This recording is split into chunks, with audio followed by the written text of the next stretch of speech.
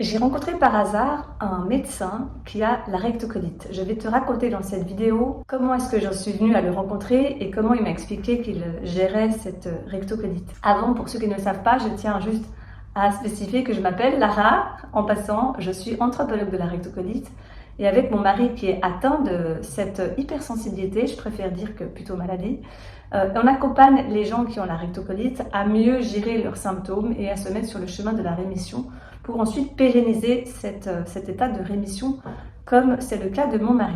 Alors dans le cas j'avais vu sur le pied de ma fille un semblant d'une espèce de petite bosse. Je te raconte le contexte dans lequel je suis venue à rencontrer ce médecin. Et je me suis dit, mince, elle fait un début d'hallux valgus, comme c'est le cas d'ailleurs de sa grand-mère. Donc je me suis dit, bon, elle a 6 ans, c'est vraiment le moment, on va plutôt prévenir que guérir. Je vais tout de suite aller consulter un spécialiste pour voir ce qui se passe avec son petit pinouchon.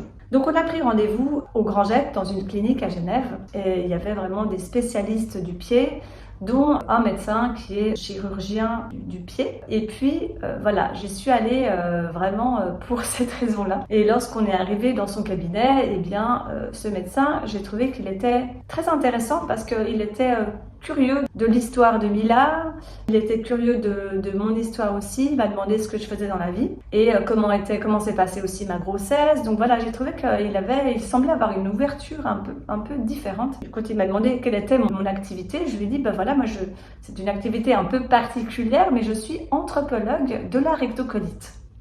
Alors là, il a fait des yeux tout ronds. Vraiment, il était très surpris. Je pense que dans sa vie, il doit avoir une 60aine d'années, il a dû entendre beaucoup de choses, mais pas celle-là. Alors déjà, anthropologue, il était surpris. Mais de la rectocolite, ça faisait vraiment 2 mots qu'il n'avait jamais entendus ensemble.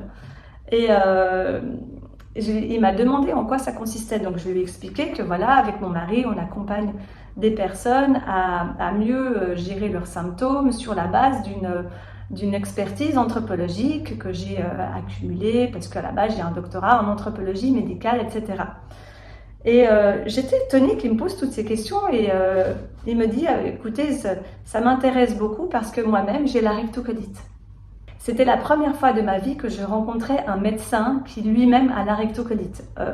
J'ai vu passer beaucoup de cas différents, de gens avec des activités diamétralement différentes, des gens qui travaillent dans un cirque, des athlètes, des agriculteurs, des personnes dans un bureau, des chefs d'entreprise, mais j'avais jamais croisé un médecin qui a la rectocolite.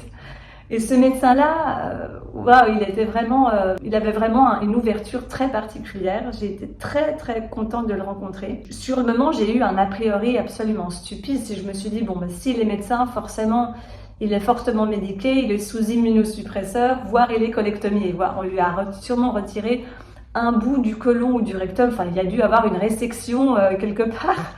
Donc je lui dis, d'accord, vous avez la rectocolite, donc vous êtes déjà colectomié, je lui dis. Et là il me dit, non, pas du tout, je ne suis pas colectomié, mon côlon est là, il se tient très bien et pour moi c'est une affaire de stress cette rectocolite. Je n'ai pas subi d'opération et j'ai trouvé, et là il me dit avec une telle humilité, j'ai trouvé que c'en était touchant, il me dit, voilà, je pense avoir trouvé un moyen d'autogérer cette rectocolite. Et on est plusieurs médecins à avoir la rectocolite dans cette clinique. Donc déjà là, je tombe aussi de ma chaise.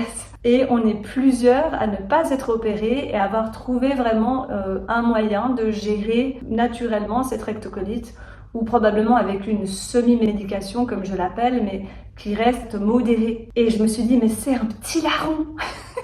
Il ne le sait pas lui-même, mais c'est un petit larron. C'est précisément ce qu'on enseigne à nos petits larrons. Donc j'ai trouvé extraordinaire et je lui ai dit, écoutez, je suis ravie que vous ayez trouvé votre équation. Je n'ai pas ressenti l'envie de lui donner mon site ou quoi que ce soit. Enfin, d'ailleurs, au cas où, si ça l'intéresse, il connaît mon nom, Lara Duc, il peut aller rechercher et voir qu'on a cet accompagnement. Mais j'ai trouvé qu'il avait l'air quiet.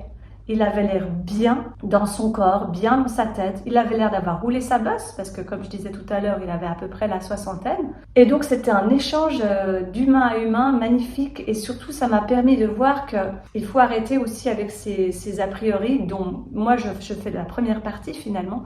sur les médecins et je n'ai de cesse de le répéter d'ailleurs avec Christophe au Petit Larron dans Rémission durable.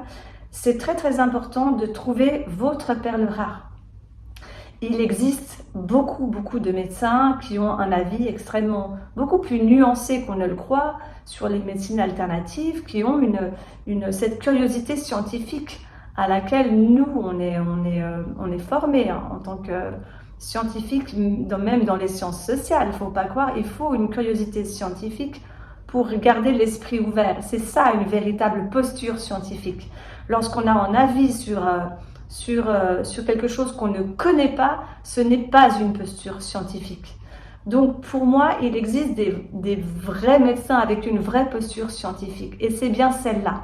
C'est de ne pas juger a priori et de se dire, ok, qu'est-ce que c'est? De poser au moins des questions. Et je dis toujours à mes petits larrons, entourez-vous d'une bonne équipe médicale parce que c'est dans votre intérêt. Ce volcan que vous avez dans le ventre, il est chronique. Il peut s'activer et se rendormir en alternance toute votre vie. Vous avez jusqu'à la fin de vos jours pour vous entourer d'alliés, d'une bonne équipe médicale avec laquelle vous vous sentez bien, vous vous sentez quiet et que vous n'ayez pas peur d'aller chez votre gastro-entérologue pour lui dire que vous êtes en train de tester la cohérence cardiaque. C'est important de trouver un allié dans votre gastro-entérologue. Je sais que ça peut prendre un peu de temps parce qu'ils sont pas tous ouverts sur ce genre de paradigme, mais il y en a quand même. Et ceux-là sont plus discrets, ils sont plus humbles, je dirais aussi. Mais c'est une attitude qui se ressent très très vite dans une consultation. Donc c'est pas grave si vous n'avez pas encore trouvé. Vous pouvez toujours changer de gastro-entérologue, ça se fait. Il faut juste prendre son courage à deux mains et dire voilà, j'ai besoin de quelqu'un qui ne me juge pas dans ma démarche, qui ne me soutienne pas forcément, mais au moins qui ne me juge pas. Si en plus il vous soutient, c'est extraordinaire. Moi, j'ai une petite larronne qui m'a dit mais moi, mon gastro-entérologue, je le vois presque comme un ami. Il a vraiment beaucoup d'empathie par rapport à moi. Il m'écoute. Il me dit ah si tu sens qu'il y a quelque chose qui t'aide, mais vas-y. Donc en plus il la tutoie. Donc il y a des gastro-entérologues pépites, comme on le dit d'ailleurs dans notre formation. On a une liste, on met en fait les noms de ces gastro-entérologues pour ceux qui en ont besoin. On le fait, on le partage volontiers dans ce cadre-là.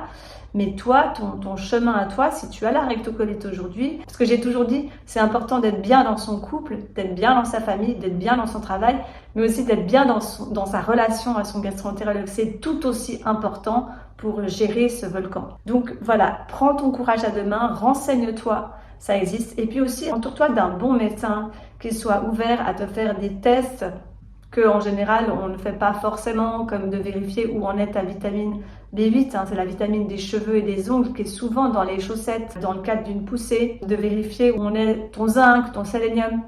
C'est pas forcément un médecin qui va le faire d'office. En revanche, la plupart du temps, quand le médecin est homéopathe, il a par défaut ce degré d'ouverture. Donc, mais de plus en plus, ça vient et je pense que bizarrement, les médecins les plus ouverts, de ce que j'ai vu jusqu'à aujourd'hui, après je peux évidemment me tromper, mais c'est pas forcément les plus jeunes en fait.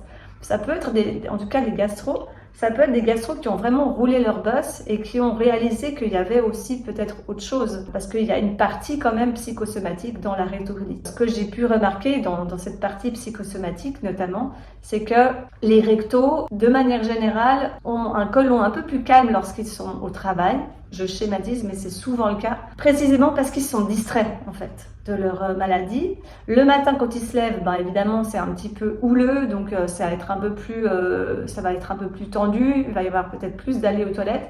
Mais souvent, dans le cadre de la journée, ça se passe assez bien. L'après-midi, c'est assez calme. Et quand ils rentrent le soir, à nouveau, c'est un peu plus houleux. Voilà, il y a quand même une dimension psychosomatique à prendre en considération. C'est ce à quoi sert Christophe aussi dans le cadre de cet accompagnement. Et de réaliser que c'est quelque chose qui est aussi fait partie de cette réalité. Et de comprendre que le plus on est distrait de cette maladie, le plus on reste connecté à la société, le mieux ça va être dans le chemin de la régénération. Maintenant, je t'invite à visionner cette vidéo pour t'aider à acquérir plus d'informations sur comment gérer cette rectocolite.